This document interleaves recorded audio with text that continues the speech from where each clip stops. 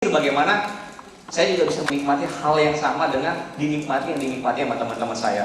Teman-teman saya bisa main PS, gimana caranya? Orang tua saya nggak bisa beliin ya, saya usaha gitu ya, biar punya uang untuk nyewa PS, bla bla dan sebagainya. Nah,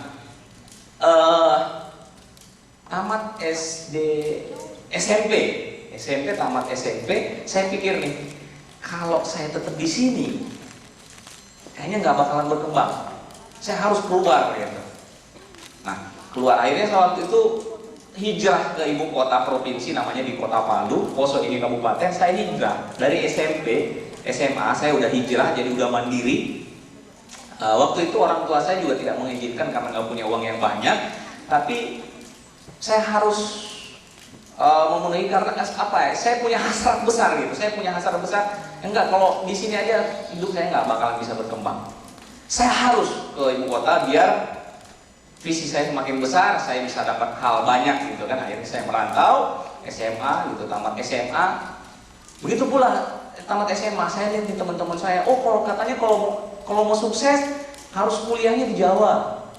Kuliah di universitas yang bagus biar dapat ijazah dari kampus dari Jawa. Kalau pulang udah pasti bisa keterima kerja, minimal PNS atau apalah gitu, kerja di perusahaan yang bagus. Akhirnya saya ke Jogja waktu itu. Nah, ngomong-ngomong, waktu itu orang tua saya nggak mengizinkan.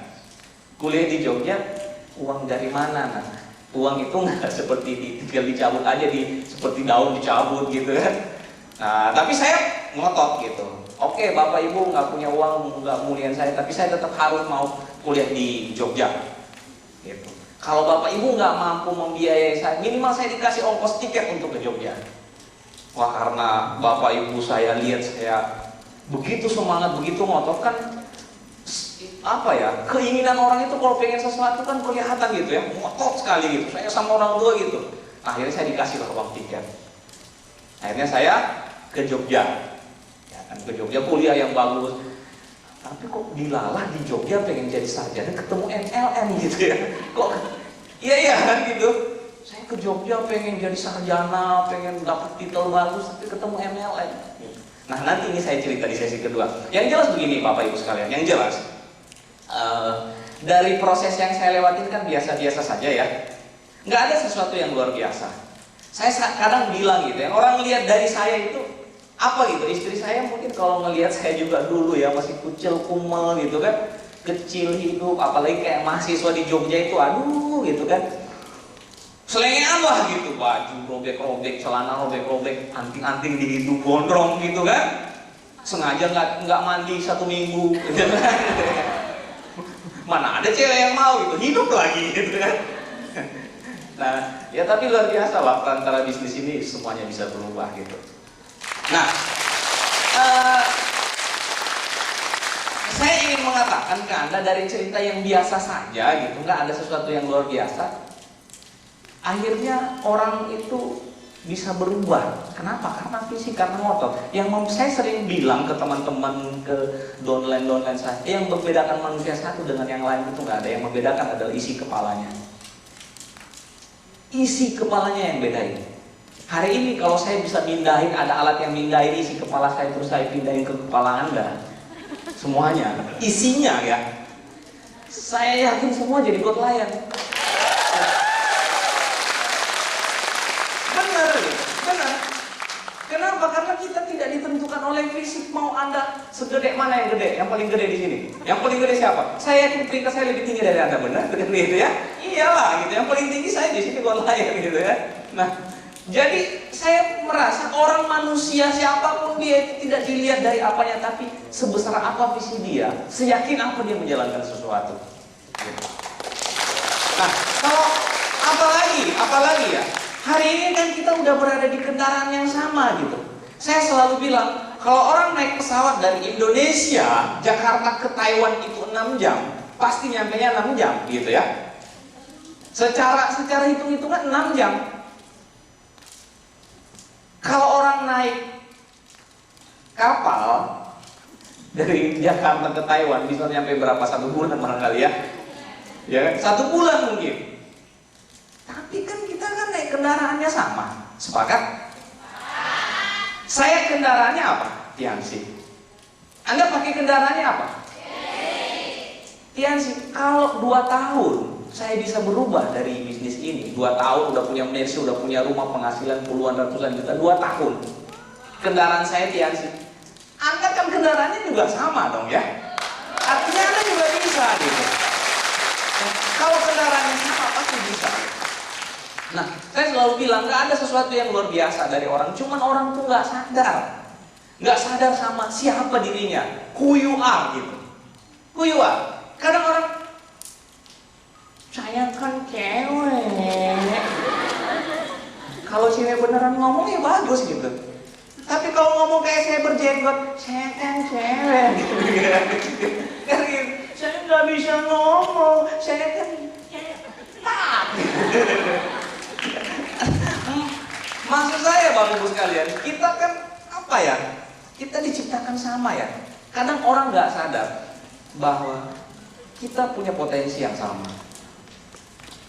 Ada satu cerita yang saya mau cerita ke Anda. Hati-hati dengan lingkungan. Hati-hati dengan lingkungan. Bahwa kita semua di posisi yang saya sangat bersyukur berada di Tiansi karena kita semua saling memotivasi, saling mendukung satu sama lainnya. Kalau udah berada di lingkungan di luar tuh hati-hati. Hati-hati di lingkungan di luar. Kenapa? Mereka sukanya menyeret kita untuk sama dengan mereka walaupun mereka bobrok, walaupun mereka gagal. Ini ada Tiansi bagus. Aduh lu jangan ikut Tiansi, lu ditipu, dicuci otaknya, ngapain gini-gini. Udahlah, banyak yang gagal apa dan sebagainya. Ya kan? Tapi kalau Anda ketemu di lingkungan orang Tiansi, ayo, Anda pasti bisa, ayo, Anda pasti bisa. Itu yang positif. Gitu. Kenapa? Karena orang cenderung ingin melihat dia itu sama dengan orang lain. Contoh begini, Anda pernah sekolah di SD atau SMP, pernah nggak? Pernah kan ya? Pernah kuliah lah gitu. Anda sekolah misalnya dapat nilai 5, matematikanya dapat nilai 5 misalnya. Ketemu teman Anda dapat nilai 9, terus Anda perasaannya gimana? Kasihan ya, dia 9 saya dapat 5. Tiba-tiba teman Anda ngomong dari belakang, kamu dapat berapa? Saya dapat 5. Terus Anda gimana? Langsung ada teman saya dapat 5 juga, benar nggak? Benar gitu. Kecenderungan manusia itu senang kalau orang lain sama dia. Nah orang gagal di luar sana tuh senang kalau Anda juga. Kamu di Tiansi gak? Jangan ikut. Tiba-tiba oh ya saya ikut kamu. Kata dia saya dapat teman orang gagal juga. Ya gitulah. Jadi maksud saya Bapak Ibu sekalian, hati-hati dengan lingkungan. Saya ada satu cerita yang sangat inspirasi sekali untuk menutup di sesi pertama ini.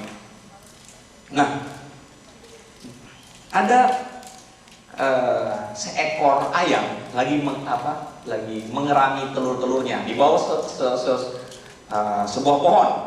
Nah, kebetulan di atas pohon itu ada seekor elang yang juga lagi mengerami telurnya. Tiba-tiba angin kencang, jatuhlah satu telurnya. Nggak pecah, tapi jatuh di tempat keraman si anak ayam gitu. Nah, waktu berlalu akhirnya menetaslah telur ini gitu kan. Menetas telur ini, akhirnya si telur elang tadi menetas di raman anak ayam. Nah, si elang kecil ini melihat tiba-tiba lewat seekor elang kecil terbang, shiu gitu. Kok bisa terbang ya? Dia lihat perasaan bentuk-bentuknya mirip saya deh. Mungkin saya bisa terbang kali ya gitu ya. Dia tanya dalam hati dia gitu. Nah oke. Terus tiba-tiba dia ketemu sama saudara-saudaranya, ayam tadi kan. Halo kakakku, adikku. Kayaknya kita bisa terbang deh kayak itu tuh yang terbang tuh. Terus apa kata saudaranya? Nggak bisa, kita kan ayam. Itu yang terbang elang. Sadar nggak bisa, kita nggak bisa terbang. Ya udah kita gini aja, kita nggak bisa terbang. Kita kan ayam bukan elang. Oh iya kata dia, kita kan ayam ya nggak bisa terbang. Nah, dia sadar gitu kan. Oh iya, sadar diri lah nggak bisa terbang. Waktu berlalu gitu. Waktu berlalu tuh tiba-tiba anak-anak ayam tadi bersama seekor elang berkembang menjadi remaja. Nah pada saat remaja tiba-tiba lewat lagi elang terbang. Saat itu dia benar-benar yakin, saya kayaknya bisa terbang seperti elang itu. Pasti bisa. Dia lihat lagi tubuhnya, saya mirip dengan elang, saya elang, bisa terbang juga. Nah, dia ngomong lagi sama saudaranya, udah kita pasti bisa terbang, itu elang mirip kok sama kita bisa terbang. Saudaranya bilang, enggak, kamu mimpi, kamu nggak bisa, kita nggak bisa terbang. Karena dia hopeless sama saudara-saudaranya, akhirnya dia ngomong sama ibunya, induknya kan, mama katanya, bener nggak sih kita nggak bisa terbang? Itu saya lihat tuh, yang lain tuh bisa pada terbang tuh, gini.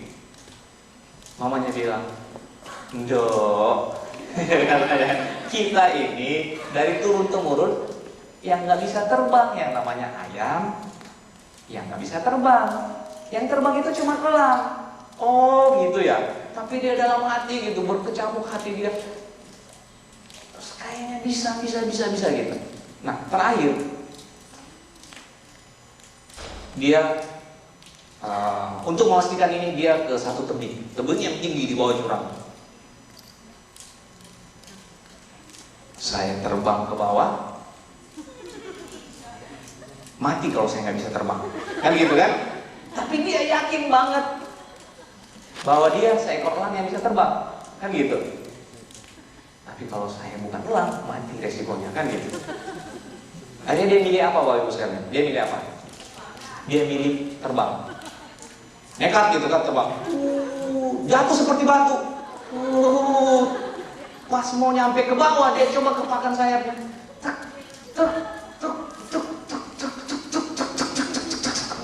Akhirnya dia bisa terbang. Nah, akhirnya dia bisa terbang. Anda tahu nggak maksud saya? Banyak orang, hati-hati, lingkungan, dia nggak sadar bahwa dia juga bisa terbang gitu. Dia juga bisa seperti orang lain. Cuman karena dia berada di lingkungan yang, maaf Bapak Ibu sekalian, saya berada di lingkungan dari sejak kecil, berada di lingkungan yang biasa-biasa saja gitu. Tapi saya juga melihat ada lingkungan yang lain kok. Orang lain bisa begitu enak, diantar sama orang tuanya ke sekolah pakai mobil. Saya cuma jalan kaki naik angkot. Saya lihat orang begitu menikmati kehidupan indah di dunia ini, tapi saya enggak gitu. Kenapa? Karena saya mungkin berada di lingkungan anak ayam. Tapi saya percaya itu bukan hak mereka, bukan. Tapi hak semua orang kalau dia mau ngejar. Nah makanya dari dulu Pak, saya tahu saya dari keluarga yang biasa-biasa saja, tidak orang kaya. Tapi saya tahu kehidupan luar biasa itu bukan cuma hak sebagian besar orang, tapi hak semua orang yang mau ngejar, yang mau kerja keras untuk mengejarnya. Karena saya tahu kalau saya lahir miskin, itu bukan, kalau saya lahir miskin, itu bukan salah saya. Itu takdir saya. Tapi kalau saya mati sebagai orang miskin, itu adalah kesalahan saya. Makanya saya kerja keras, fight habis-habisan. Saya punya visi besar dari kecil, dari SD, SMP, SMA. Akhirnya saya bisa kuliah di Jogja. Akhirnya saya ketemu bisnis ini karena saya merasa saya bisa terbang seperti elang. Karena saya merasa saya bukan anak ayam. Nah, jadi Bapak Ibu sekalian, di sesi kedua nanti saya akan cerita akhirnya kenapa saya bisa ketemu sama bisnis ini, saya bisa berjuang di bisnis ini, akhirnya saya bisa menjadi seorang nelayan. Oke, mungkin seperti itu dulu sesi pertama. Sekian dari saya, terima kasih banyak. Assalamualaikum warahmatullahi wabarakatuh. Selamat siang.